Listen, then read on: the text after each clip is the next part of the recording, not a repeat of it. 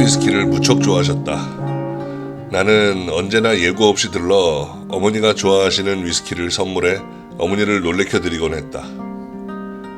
말년에 어머니와 아버지는 두 분 다 노인을 위한 라이프케어 센터에서 생활을 하셨다. 부분적으로는 어머니의 알츠하이머 병에서 받는 스트레스 때문이기도 했지만 아버지 역시 병을 얻어 더 이상 어머니를 돌볼 수가 없으셨다. 두 분은 떨어진 방에서 따로 생활했지만 여전히 가능한 한 늘 함께 하셨다. 두 분은 서로를 너무나 사랑하셨다. 머리가 희끗희끗한 두 연인은 다정하게 손을 잡고 다른 노인분들의 방을 방문하면서 복도를 거닐곤 하셨다. 두 분은 라이프 케어 센터의 소문난 연인이셨다. 어머니의 상태가 나빠지고 있음을 알고 나서 나는 어머니에게 감사의 편지를 썼다. 나는 어머니에게 내가 얼마나 어머니를 사랑하는지 말씀드렸다. 그리고 내가 잘할 때 매사에 너무 고집을 부려 걱정을 끼쳐드린 것에 대해 사과를 했다. 나는 어머니가 정말 훌륭한 어머니셨으며 어머니의 아들인 것이 자랑스럽다고 말했다. 오랫동안 말하고 싶었지만 너무 고집센 나머지 말하지 못했던 사랑의 감정들을 전하고자 시도한 것이다. 나는 문득 어머니가 이제는 사랑이라는 단어를 이해할 만한 정신 상태가 아닐지도 모른다는 사실을 깨달았다. 나는 편지에다 사랑에 대해 그리고 인생의 완성에 대해 내가 할 수 있는 한 최선을 다해 설명을 했다. 그 후 아버지는 어머니가 그 편지를 읽고 또 읽으면서 많은 시간을 보낸다고 말씀하셨다. 어느 날부턴가 어머니는 내가 당신의 아들이라는 것을 더 이상 알아보지 못하셨다. 나는 너무도 마음이 아팠다. 어머니는 내가 찾아가면 이야기를 나누다 말고 종종 이렇게 묻곤 하셨다. 그런데 댁은 이름이 뭐유? 나는 이름이 레리이며 어머니의 자랑스러운 아들이라고 대답하곤 했다. 그러면 어머니는 미소를 지으며 내 손을 잡으셨다. 아, 그 특별한 감촉의 손길을 다시 한번 만질 수만 있다면. 한 번은 근처의 위스키 가게에 들러 어머니와 아버지를 위해 각각 위스키 한 병씩을 샀다. 나는 먼저 어머니 방에 들러 다시 한번 나를 소개한 뒤 위스키를 선물하고 몇 분간 이야기를 나누었다. 그리고 나머지 한 병을 들고 아버지의 방으로 갔다. 내가 다시 돌아왔을 때쯤 어머니는 이미 그 위스키 한 병을 다 비우신 뒤였다. 어머니는 침대에 누워 쉬고 계셨다. 잠드신 것은 아닌 것 같았다. 내가 방으로 들어가자 어머니는 나를 쳐다보셨다. 우리는 둘 다 미소를 지었다. 아무 말 없이 나는 침대 곁으로 의자를 끌고 가서 어머니의 손을 잡았다. 손을 잡는 순간 나는 그것이 신비한 느낌을 주는 접촉이라는 것을 알았다. 나는 무언 중에 내 사랑의 감정을 어머니에게 확인시켰다.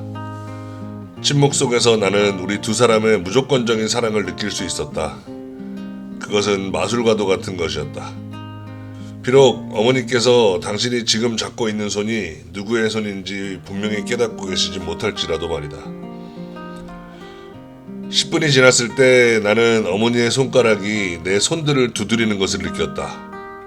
어머니는 3번에 걸쳐 내 손등을 두드리셨다. 짧은 순간의 행동이었지만 나는 어머니가 무언 중에 나에게 말하려고 하는 것이 무엇인지를 알 수 있었다. 상황을 초월한 사랑의 기적이 신의 무한한 능력과 우리들 자신의 상상력 위에서 빛을 발하고 있었다. 나는 믿어지지가 않았다. 어머니는 이제 더 이상 예전처럼 당신 자신 속의 생각들을 표현할 수 없게 되었지만 우리에겐 말이 필요치 않았다. 마치 어머니가 잠시 동안 정상으로 돌아오신 것 같았다. 손등을 두드리는 그 특별한 방식은 여러 해 전에 어머니께서 생각해낸 것이다. 어머니는 아버지와 함께 교회 예배에 참석할 때면 아버지에게 사랑한다는 말 대신에 그 방법을 썼던 것이다. 그러면 아버지께서도 그것에 대한 응답으로 어머니의 손을 2번 두드리셨다. 나는 아버지가 하셨던 것처럼 2번 어머니의 손등을 두드렸다. 내 반응에 어머니는 내 쪽으로 고개를 들리며 미소 지으셨다. 그 미소를 나는 영원히 잊을 수가 없다. 그 순간 어머니의 얼굴은 사랑의 빛으로 가득했다. 아버지와 우리 가족, 그리고 셀 수 없이 많은 친구들에 대한 어머니의 조건 없는 사랑을 나는 기억한다. 어머니의 사랑은 지금까지도 내 삶에 깊은 영향을 주고 있다. 다시 10분이 흘렀다. 우리 두 사람 중 누구도 말을 하지 않았다. 그때 갑자기 어머니가 내게로 시선을 돌리더니 나지막히 말씀하셨다. 누군가 너를 사랑하는 사람이 있다는 것은 아주 중요한 일이란다. 내 눈에선 나도 모르게 눈물이 흘러내렸다. 그것은 기쁨의 눈물이었다. 나는 부드럽게 어머니를 껴안았다. 그리고 내가 얼마나 어머니를 사랑하는지 말했다. 얼마 후 어머니는 세상을 떠나셨다. 그날 어머니와 나 사이에는 많은 말이 오가지 않았다. 그러나 어머니가 하신 그 말씀은 황금과도 같은 소중한 말이었다. 나는 언제나 그 특별한 순간을 기억할 것이다.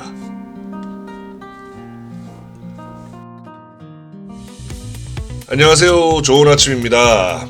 레리 제임스의 어머니와 딸기 위스키라는 글을 나눠보았습니다. 가족 중 누군가 아프다는 건 굉장히 힘든 일입니다. 감기 환자 한 명만 있어도 온 가족이 힘든데 하물며 암 환자, 중증 장애인 같은 큰 병에 걸린 환자가 있다면, 또 특히 치매 환자가 있다면 가족 모두가 힘들어지는 건 말할 필요도 없겠죠.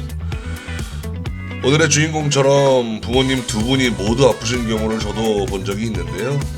보호자들이 육체적으로 정신적으로 많이 피폐해지더라고요. 그나마 작은 위안은 병간호 가정에서 가족 간의 사랑을 확인할 수 있는 시간이 간혹 있다는 부분입니다. 하지만 서로 상처가 되는 말을 하는 경우도 아주 많아서 우리가 소위 정뜨려고 한다고 그러죠. 정뜨려고 저런다 하는 분들, 그런 부분들이 많이 속상하게 하는 부분들입니다.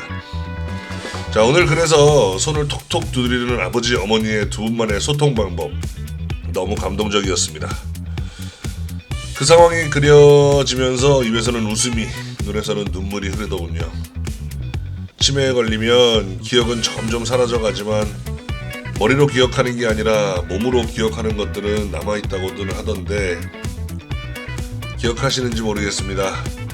이거 마시면 우리 사귀는 거다 라고 유명한 정우성 손예진 주연의 내 머릿속의 지우개를 보면, 손예진 씨의 치매가 심해져서 요양병원에 머물고 있을 때 정우성 씨가 예전부터 바르던 싸구려 스킨 로션을 차에서 바르고 요양병원으로 올라갑니다.